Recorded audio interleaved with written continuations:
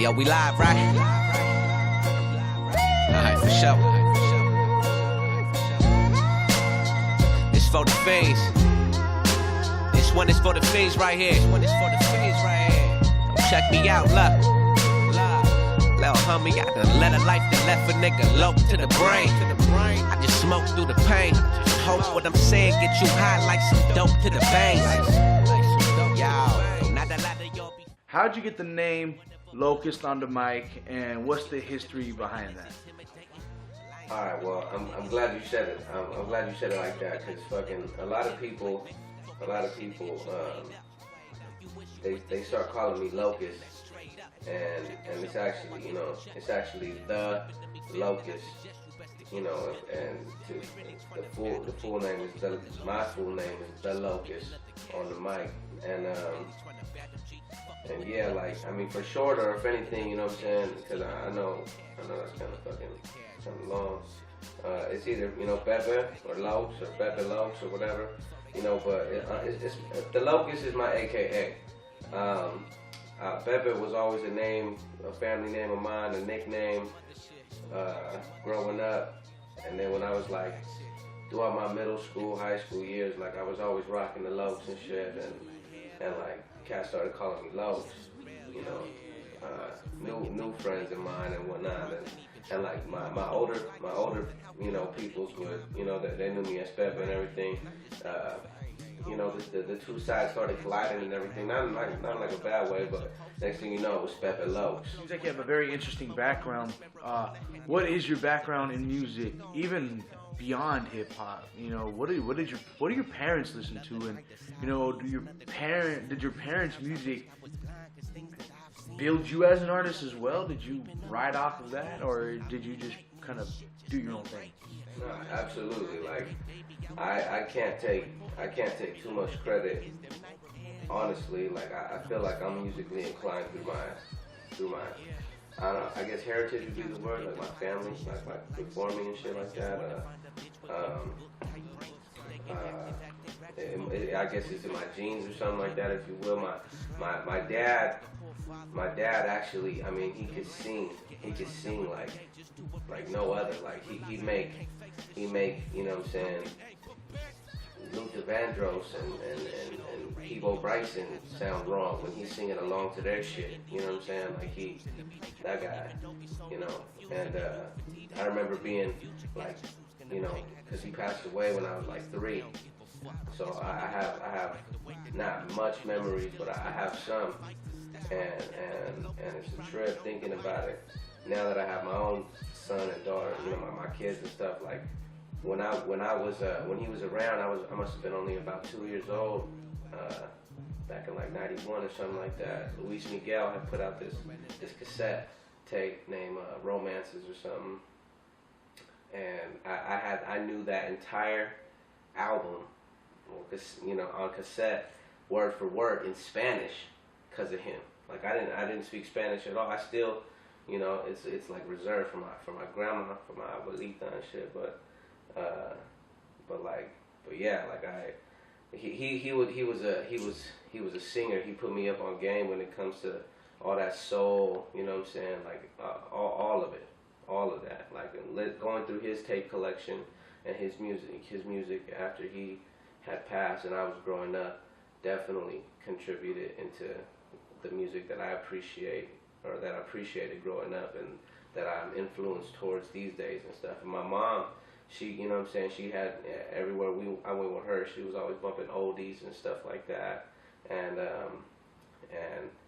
just, you know, like that good old stuff. Like, my dad was more into the soulful, romantic, you know what I'm saying, type of R&B and that kind of stuff. My mom's was into the cruising, the chilling, you know what I'm saying, the Sundays at the park type shit. Like it was definitely a dope blend of genres and everything. Like, and it was actually my brother Tommy, who his music collection that introduced me and exposed me to hip hop. And you know what I'm saying, that was back in the early 90s and shit, and like, it's nothing's been the same fucking since then, you know what I'm saying? Like that shit, that's where everything changed for me right there when I was introduced to hip hop. Who would your favorite oldies artist be? Oldies, with all that, you know what I mean, the old. right. You know what I mean, the That's cruising. hard to say. You know what I'm saying? Cause like I fuck with Zapp and Roger for what they did with that whole, you know what I'm saying, that talk box thing, and then but at the same time, Smokey Robinson, like just the way he did his thing, he was just like on a kind of in a league of his own. But then the other, you know, the stylistics and the Delphonic, the ones that were like crews, you know what I'm saying? Like they're not just they couldn't. It's not just one, you know. That they weren't the same without each other. They all worked in unison and shit like that. You know, they all had their special qualities. So it's hard to say who my favorite oldie artist is, man. Like I took the time to listen and learn to love them all. You know what I'm saying? Like, and yeah, like I couldn't. What was the first track you recorded? What was the name? And I know there's some history about some psychedelic usage while you were recording that. Can you explain that? Do you like psychedelics while you're recording music? Yeah. Okay. Well, yeah, actually. Yeah, big fan of the psychedelics, gotta say. I mean, you know what I'm saying? Like I like to get high on a spiritual level, you know what I'm saying? Not just on a waste time, fuck everything, you know, level. You know? Nothing against that. It's just that's just me, you know what I'm saying? And actually back in the day, I was with a friend, Lucy of mine, and yeah, she and I had a time, and during that episode of ours, I wrote this verse, and it was like, it was completely inspired by this gentleman that I met in the streets of downtown Long Beach. And he just tripped me out with this backward poetry of his. He said some shit like he said I'm not under the affluence of alcohol like some thinkle peep I am. It's just that the stoner I sit here, the longer I get. And I was just like, what the fuck? Like, he was on some other shit, and I mean, he had more of that. And then next thing you know, fucking, I find myself, I really don't recall the writing process of this shit, but I find myself reading these fresh lyrics of mine that I wrote during this experience and shit, and it's just this like contradictory, complete backward mind fuck of a story, and yeah, like it's just a trip, man. And I spit it from my boy Careless from COB, and he was just, you know what I'm saying, like he was really taken by it and everything, and next thing you know, he came at me with like a beat and a hook, and like he set the stage for it perfectly on the song of his called Signs, and yeah, it's definitely on some other shit. Like I can't really. Most people listen to it and say that they've never heard anything like that, and it was a trip that ended up being the first track I ever recorded. Well, has that experience reflected on your music today? I'd say definitely. I'd say most definitely, because I feel like you know, researching some of the most timeless music and classics from all genres and shit. There was a lot of psychedelic episodes involved in the writing process of a lot of these songs, and I feel like that day I kind of went on my own like the music and the psychedelic and everything just took me on my own little version and journey of that sort. You know what I'm saying? And like I came back with that track. Like, you know what I'm saying? Like I don't know. It's crazy. It's crazy how music can work like that. You know what I'm saying? Like it was just totally like inspired by that cat that I met the night before. But like it was something like I never had.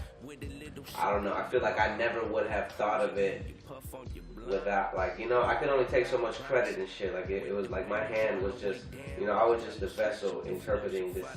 Like it was just a trip. I don't know. No, I get it. So besides being a recording artist, do you perform as well? And if you do you like performing or do you like recording? Damn, I'm feeling these questions. Fucking, okay. Yes, absolutely. Since I love performing. It's probably like my absolute favorite part of this whole music thing that I do. I mean, the recording is huge, and I think it's a never-ending growing and learning experience. So yeah, it's interesting hearing myself grow as a recording artist. But as far as performing goes, that, like, there's nothing that can really quite compare to that. So, like, it's and that's a you know, a lot of times, sometimes just to shorten it for people, you know, I go by Tha Locust, and but I really like, you know, the second half of my name, the Locust on the mic, because that's one of the best ways that I can explain to people when they come up to me after they see me, you know, do my thing live, and they're just, you know, they're just in awe by the energy or whatever aspect it was that captured them and captivated them to come, you know, approach me after the show or whatever. Like, you know, it's like I'm not the Locust on the SoundCloud or the YouTube or the video or the interview or the CD. You know, I'm the Locust on the mic. You know what I'm saying? So that when you see me up there on that stage and shit, to me, like, I don't feel like I belong anywhere else more.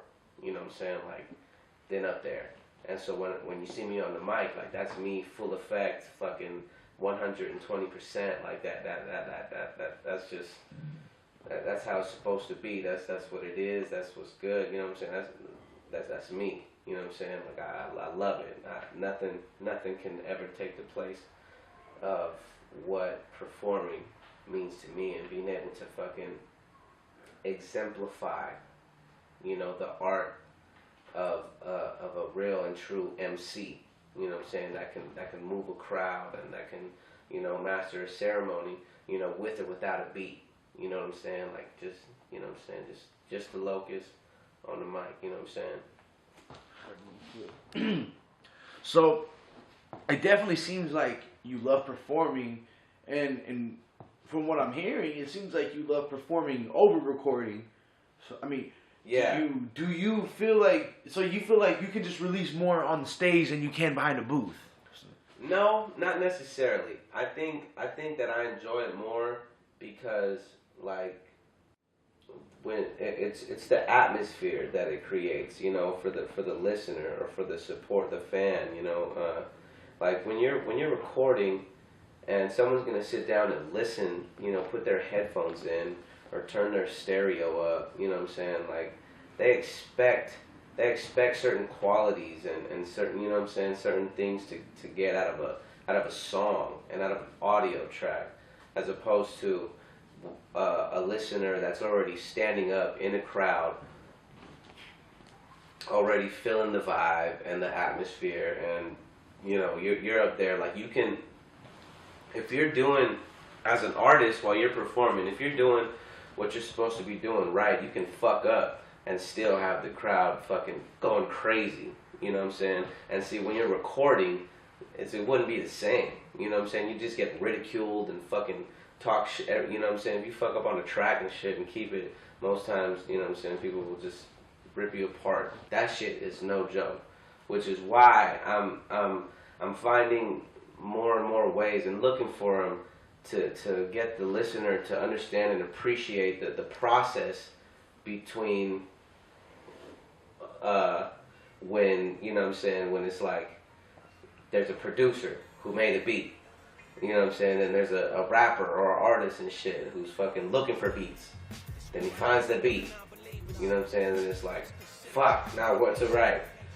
Okay, got a verse. Okay, but then where to go from there? Throw away the verse. Got a hook. You know what I'm saying? Got a new verse. Need a second verse. Get a feature. You know, like fucking just all that, the process before it gets to the listener's ear and shit. Before it's all perfected and packaged and mastered and mixed and, you know what I'm saying? Like, I'm trying to get people to understand and appreciate that shit. Because even though a lot of us underground artists are putting out this music for free, like, fuck. You know what I'm saying? This shit is a hustle. We out here grinding. We out here really trying. And I like to believe that I'm less about any type of money and that kind of shit, and more about the love and the respect. But at the same time, you know what I'm saying, I got kids, I got responsibilities, I got bills, blah blah blah. And so it's like at the show, I feel like you're just the fans are open. The fans are open already. You got them open and they're ready for what you give. And if you got the energy, and if you got the fucking, you know what I'm saying, like if you got what they need, that vibe, you know what I'm saying, it's just gonna vibe back and shit, and it's uncomparable to anything, like, you know, and from whether you're in a fucking closet or an actual booth, or just standing in the corner of a room in the middle of a garage, or whatever, wherever that fucking mic is, you know what I'm saying, it's just not the same. Like, you try so much fucking harder. You spend hours and hours and fucking hours trying to get this 16, these fucking ad-libs right, you know what I'm saying, and then if you really just pour your soul out and just let your passion explode through that microphone and shit on stage, just a few seconds is just worth everything to them, you know what I'm saying? So, alright, I'm gonna take it away from music. What's up with the suit and tie? Well, I mean, you said this was an interview. I'm need to get paid. I thought I was coming over here. I'm trying to get a job. What's up with the suit and tie and the beanie? Then you got the raining. Then you got the beer. You know what I'm saying? Like, and the beer. And the all right. I just got off. I just happened to get off of work. Locust look like he's about to rob a bank. I just happened to get off of work and shit, and you know what I'm saying. I really wasn't expecting the interview. But this is Locust on the strike. I'm glad it happened and shit. And fucking, you know, I was thinking like, fuck. I wish I had a change of clothes and a hat. You know what I'm saying? And fucking, I'm just like, but I mean, honestly, why am I stressing? Like, fucking, it is what it is. This is what minus the beanie. This is and probably the lows. This is pretty much what and the beer. This is pretty much what I look like at work and shit. At least one of my jobs. And fucking, and I mean, it's just real. You know what I'm saying? Like, I hear this. This is what it is, you know? That's what's up. So, other than sit back and listen to a beat, do you like to, you know, kind of stray away from music every now and then? You know, to answer your question, no. As far as do I like to stray away from music every now and then, no. Like, I like to stray away from everything to music forever. But as far as like outside of music, do I have other hobbies and shit? Yeah, you know what I'm saying? Like, I got kids. I try to spend time with them, you know, as much as I could, because I love it. Like, they grow up so fast, and it's like I spend so much. I put so much extra time and effort into my lyrics and the music that I prepare for whoever stumbles across it or whoever's ear that it finds, you know what I'm saying? And so like it's like, how could I be putting all this extra time and effort towards these strangers and not be doing fucking 10 times as much for my own kids, you know what I'm saying? So like, I try to be there and I try to make sure that I'm telling them what they need to hear from me, and that I'm being the dad that I never had, you know, for unfortunate circumstances and everything. But yeah, like I would say my kids, I got homies and shit. I got good friends, you know what I'm saying? Shout out my nigga Rival and shit, fucking, you know what I'm saying, my nigga Lalo and shit, fucking, you know, still holding me down, my nigga Zach, fucking, but yeah, like, I'm just a regular ass cat, like, I be like, pretty much my life consists of my kids, work, the music, pretty much. Anywhere in between that, I be chilling, you know, I be trying to, I love to play pool. I'll take your money in pool. And fucking, I mean, that's about it, you know what I'm saying? I smoke my weed, you know, I enjoy MGD, you know, 3 packs with a couple homies when the time's right, sip some gin and juice, shout out my nigga Snoop, you know what I'm saying? But yeah, dog, I got love for my city, I try to put that shit on my music, and, you know, that's pretty much me, dog. So are there any upcoming projects that you're working on right now? Yeah, fucking, I got mad material. So I'm trying to drop at least 4, if not more, albums by the end of this year. Starting with, like on some seasonal type shit. Starting with my Hip Hop Lives. Each of my projects, albums, are going to be fully produced by one producer at a time. So my first one is going to be fully produced by Escupe. It's called Hip Hop Lives. I don't have an exact date yet, but we're looking to have it complete and hopefully ready for release in March. So, I mean, that's right around the corner. And then I don't even have a title for that, for the follow-up album, but that's going to be later on this summer. And then I got another album after that coming out. I'm working with a lot of producers right now. Shout out to my nigga Moods, Ross Cop, freaking DJ Flown, freaking hold up, Burner Beats, formerly known as 18, now Impure Beats. Damn, yeah, like that's just a few. Damn, Ill Cap on the beats. I got some shit from him. Fucking Surrealist, Esco. Yeah, Mello, aka or now Jake Finesse, Mr. Jake Finesse. Yeah, I've been planting the seed. You know what I'm saying? God is good, life is great, learn to love, teach not to hate. You know what I'm saying? Like, I'm all about this coming together shit in the name of this culture that we love and that I stand for, hip hop. And while everybody's talking about, you know, it's dead or dying or whatever, like, I beg to differ. I like to think otherwise. I say hip hop lives. I like to, you know, I want people, when they think of my name or when they see me or my name, I want them to think that hip hop lives. You know, as long as I'm alive, so shall it be. So it shall be. Sure. To start wrapping this up, are you sponsored by anyone? And if you are not, are you willing for sponsorship? And are there guidelines for sponsorship? Well, yeah, I got a few sponsors.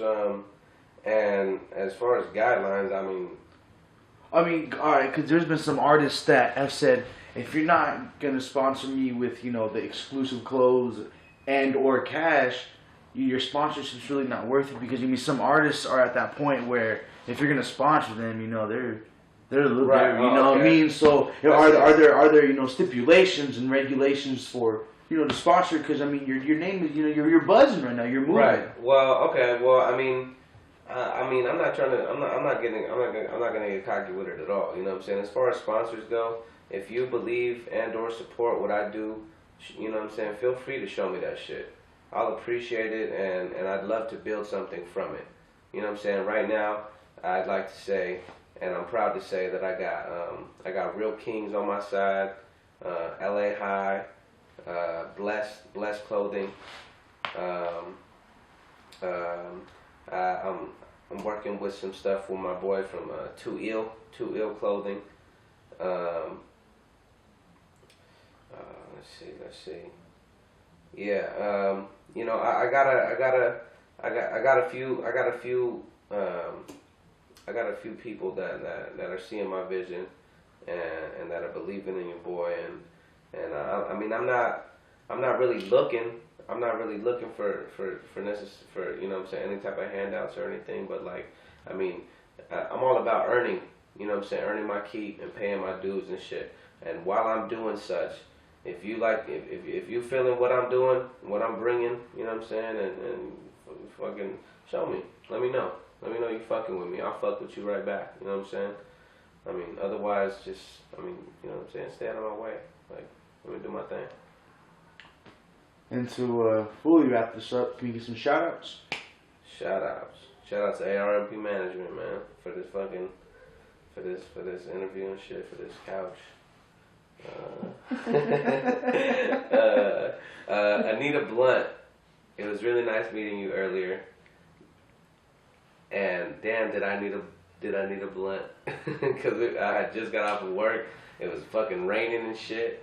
And but yeah, I'm looking forward to that track. Fucking, I got a lot of collabs coming out. Shout out to fucking Hans Uno. Shout out to Scoop A. Shout out to fucking my nigga. Shout out to myself, not me. Myself. Shout out to yours truly. Shout out to MC or Chris G. Shout out to Kev Classic. Freaking Severe. Met that fool last night. That nigga's a beast. Shout out to the Rhyme Addicts, man. Got some shit coming out with them soon. Shout out to Illmind. Shout out to all these fools on this underground, scene. Along with me along with them, it's a pleasure, man. Every time I'm doing a show or whatever, I look at the lineup and I'm just like, why don't I have a track with at least every one of these cats? So I'm just trying to make good music. I'm trying to make some timeless shit. You know what I'm saying? Fucking, and just shout out to everybody doing their thing and fucking with the Locust on the mic. One love, peace, love, and hip hop.